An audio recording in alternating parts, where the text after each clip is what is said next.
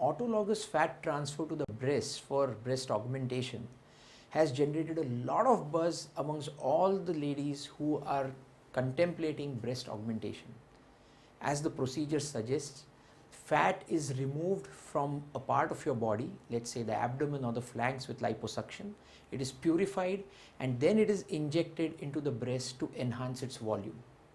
On paper, it sounds perfect because it's your own tissue which is transplanted from one part of your body to the other. It takes root there and eventually it will be a part of your own body. But what you need to understand is that there are certain downsides to this procedure. Number one, out of the entire volume of fat that is injected, approximately 60 to 70% or even lesser survives. This results in unpredictable results. It can be asymmetrical results, and more importantly, you cannot predict how much of fat will survive in a given patient, and therefore there is no end point which can be promised. More so, you cannot increase the size of the breast by more than a cup when it comes to autologous fat transfer to the breast.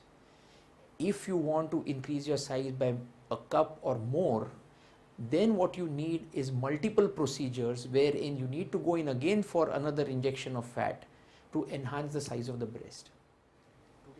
So even today, irrespective of what different techniques and technology can help us achieve when it comes to autologous fat transfer to the breast implants still remain the most predictable way of achieving breast augmentation in women.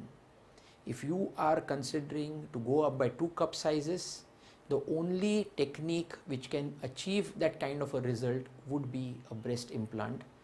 It would be predictable, you would know what you're getting into and what you're going to get at the end of the surgery, and they come highly recommended when it comes to safety too.